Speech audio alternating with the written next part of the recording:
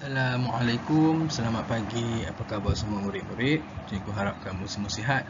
Hari ini kita bertemu lagi dalam mata pelajaran sejarah.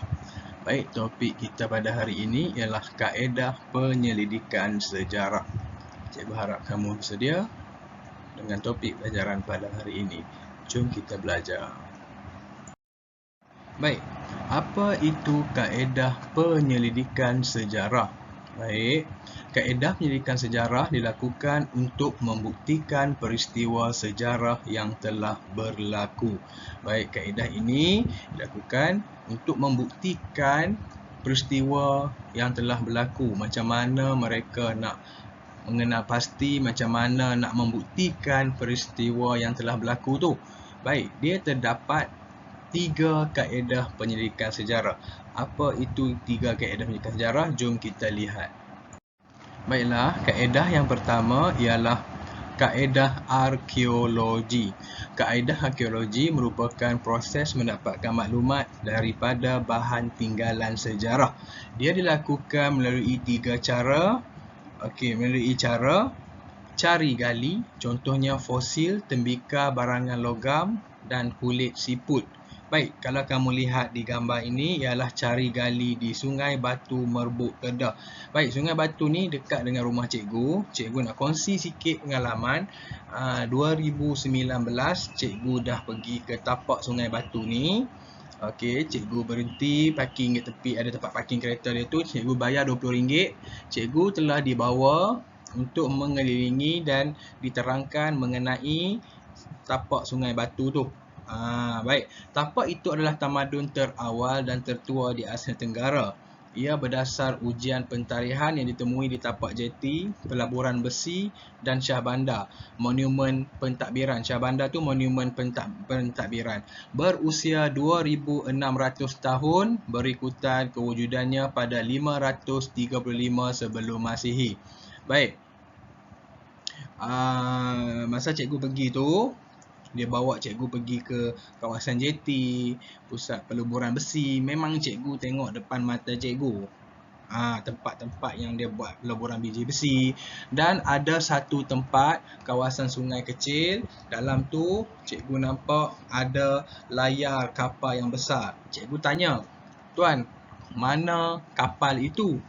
Dia pun cakap, "Kami dalam proses nak keluarkan kapal." Memang dalam tanah ada kapal layar dia, cikgu tengok dekat sungai tu. Dan cikgu sangat kagum. Cikgu cari gambar cikgu yang kat sana. Tapi telefon cikgu satu lagi tu dah rosak dan semua gambar-gambar tu dah hilang. Sayanglah, cikgu pergi masuk. Memang sangat-sangat banyak ilmu dan cikgu terkejut. Sebab cikgu lalu situ masa kecil-kecil dulu, tak tahu pun dekat situ ialah tempat orang cakap tamadun terawal dan tertua di Asia Tenggara. Baik, yang kedua ialah arkeologi maritim bawah air. Kaedah ini digunakan bagi mencari maklumat tinggalan kebudayaan yang terdapat di dasar laut, sungai dan tasik.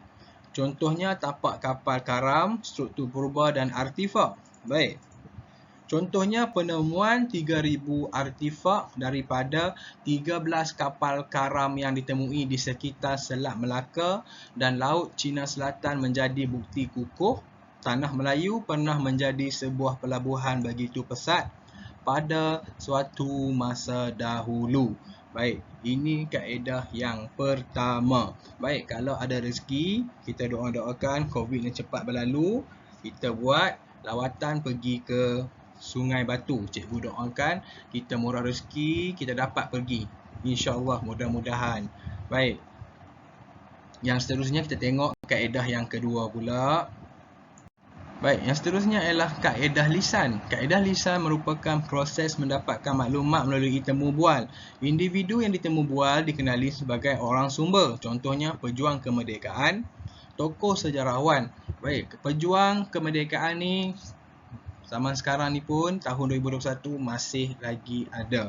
Kita contohnya cikgu pergi temu bual bekas askar, contohnya bekas komando yang berjuang dahulu menentang musuh-musuh yang nak masuk ke negara kita. Tokoh sejarawan. Langkah-langkah dalam kaedah lisan Yang pertama ialah mengenal pasti sumber dan menyediakan soalan selengkapnya. Kamu nak pergi temu bual, soalan tu kena lengkap. Jangan nak pergi temu bual, baru kamu nak sediakan soalan. Jadi preparation, persediaan tu kena lengkap. Menemu bual dan merakamkan perbualan. Ini untuk memudahkan kamu untuk buat kerja. Bila kamu balik, kamu akan type balik dalam komputer ataupun tulis. Kamu perlu menemu bual dan merakamkan perbualan. Dan seterusnya menyalin rakaman, menyimpan data perbualan dan membuat penulisan. Ini untuk menyokong dan membantu awak untuk membuat penyelidikan sejarah. Baik, jom kita lihat yang ketiga. Yang ketiga ialah kaedah penyelidikan sejarah, kaedah bertulis. Kaedah bertulis merupakan proses mendapatkan maklumat daripada tulisan dan lakaran. Maklumat ini diperoleh daripada dinding, gua, kayu, batu dan bahan bercetak. Langkah-langkah dalam kaedah bertulis, baiklah kita lihat yang pertama, mengenal pasti sumber sejarah yang tepat. Baiklah, contohnya kita nak pergi ke Gua Nia.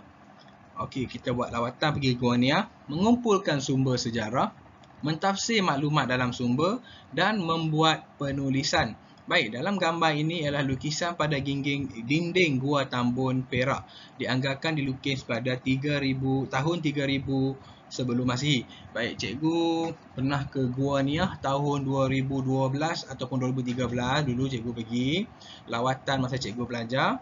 Baik, nak masuk ke Gua Nia, kita perlu berjalan 1 km, lepas kita rombot, dia akan pecah kepada dua laluan, satu ke Rumah Panjang, satu ke Gua Nia. Bila cikgu masuk ke pintu Gua Nia, cikgu jumpa kubur yang lama. Maksudnya itulah tinggalan yang dulu kubur. Lepas tu cikgu masuk dalam Gua Nia, sangat-sangat besar. Dekat ruang Gua Nia tu banyak kelawar, lepas tu sarang burung dan ada tulisan-tulisan pada dinding di gua. Itulah terbukti lawatan tu yang cikgu pergi dulu. Baik, sekian untuk hari ini.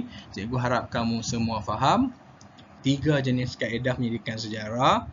Untuk menjadi orang sejarah, menjadi pakar sejarah, kamu kena kuasai 3 penyelidikan sejarah ni. Baik, untuk kerja sekolah, siapkan modul yang cikgu bagi tu. Tajuknya ialah kaedah penyelidikan sejarah. Baik, sekian untuk hari ini. Cikgu doakan yang terbaik untuk semua. Selamat belajar, stay safe, stay at home. Kita doakan COVID ni cepat berlalu pergi. Sekian, terima kasih. Assalamualaikum warahmatullahi wabarakatuh.